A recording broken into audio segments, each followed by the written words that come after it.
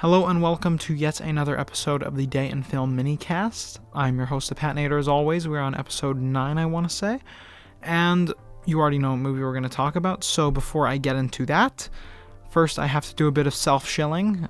It would really mean the world to me if you subscribed, liked, commented, did all three, or just one. Anything and everything means everything and everything to me.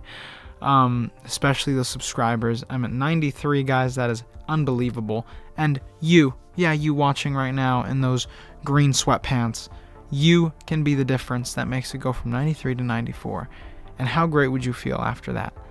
But with all that out of the way, forgive me for slurring my words or potentially not making as many super philosophical deep points like I normally do. I'm very tired, and this is being recorded much later than normal. I got caught up in my real world life before I started this movie. But anyway, on the 24th of September, which is a Tuesday of 2024, I watched the French film Titane, I want to say it's pronounced. This is a film directed by Julia Ducournau, I want to say is probably how you say her name. This is my first film of hers. I also know that she directed Raw, which I have been meaning to watch for some time, but just never goes to streaming. So I'm very happy to actually be watching Titane, because similarly, I'd been meaning to watch this movie for a very long time. And I'm pretty happy to say that it didn't meet my expectations. It was a very odd movie. So before I go into Titane, I'll summarize the plot for you, which is very difficult. I don't know how you even summarize a plot like this. It follows the main girl, Alexia, I want to say her name is. She's a French interpretive dancer, I guess you could say. And the movie follows her escape from the police after she kills a bunch of people, to my knowledge anyway, because.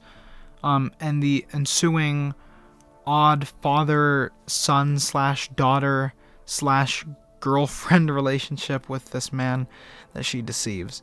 I know it sounds insane, and honestly the movie is just as crazy as that little description sounds. Titane is a very modest film. It's not very crazy or high key or anything.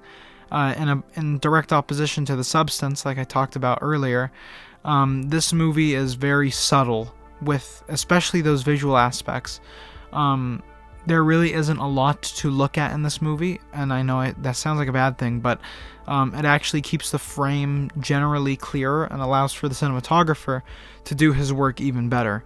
Titane features plenty of gorgeous dual diopter shots, which I'm a sucker for. Every time I see one, something in my chimp brain activates and I get a little excited. I don't know why. But Titane is a very odd movie.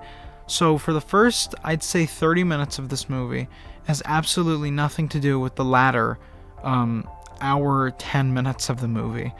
Titane is a very odd film in that respect, because so many things just kind of happen that are only happening to set up later events in the second half, or in the second chunk of the movie, second and third chunk of the movie, but it somehow works without feeling like it's overdone. I think the biggest example of this is the intimate relationship that Alexia has with a car at least twice. It never really gets explained why she does it or how she got into it, and it never explains how the car got her pregnant, but it just kind of happens, and you're supposed to go with that as the viewer. And her pregnancy is actually probably, I'd say, the biggest plot point of the movie, or at least one of the biggest plot points of the movie. And being impregnated by a car somehow doesn't throw off the intensity or seriousness of the film really at all. The only other thing that's like that, I'd say, is probably the father. I know he's pretending to be, or she's pretending to be a missing child, and, the father's missing child, but it feels like it was kind of very pointless. And in saying pointless, I have to say, that opening killing spree that Alexia ends up going on feels completely pointless. It just kind of happens. There's no rhyme or reason. She just does it. And the rest of the film only happens because she's trying to hide away from her consequences.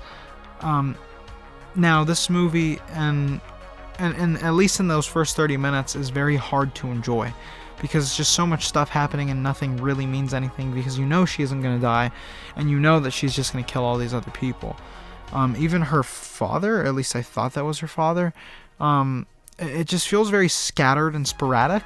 But as soon as they lock Alexia down at that or that firefighter station, it feels perfect. You know, it doesn't feel out of place, or it doesn't feel weird or anything. It's just, that's where she is.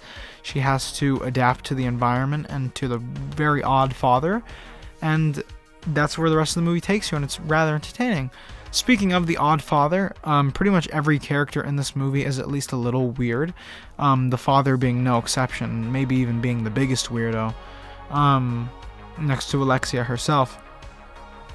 And the movie features a lot of like binding of the female form, which I mean, I don't personally see this, but I'm sure it could be interpreted as a transgender metaphor, and if it does, and that's what the director wanted, then that's great. And even if that's not what she wanted, it's great that you can see it like that, because I personally don't. But the story is pretty solid. The writing between Alexia and the father, who I'm forgetting the name, I was probably like Noah or something, their relationship is actually rather sweet, seeing how, because for the longest time he thinks that Alexia is his missing son of like 12 years or whatever, and watching the way he interacts with who he thinks is his son he hasn't seen for like eons is very interesting. He's a very odd character, and it makes sense because Alexia is a very odd character as well. You know, they kind of match each other in that way. But I think the biggest scene, or the biggest thing that biggest repeating like aspect of this movie is the injections. The father does multiple injections into his glutes to improve cramping, I want to say, or something like that. And he does it so many times. It's just so odd, and I don't really get it. I feel bad for not getting it, because I know it's probably 1 or 2 lines of dialogue, but I don't speak French, and something about subtitles. I don't hate subtitles. I love subtitles, especially in foreign films. I hate watching dubbed versions. But something about subtitles just makes the story so much more difficult to follow. That might just be me, though. I think that's pretty much all I have to say. The soundtrack was pretty good. There are a lot of good needle drops in there, which I definitely appreciated. The writing, outside of the main two, are okay. You know, the writing's not anything to write home about, Bazinga, but I think it's just good enough to kind of enjoy. But that's really all I have to say. I know I sound so tired right now, guys. I cannot help it. I've been up since 6 in the morning, and it is currently 11 at night. But actually, with that all out of the way, I hope you have a wonderful day, and I will see you in the theaters.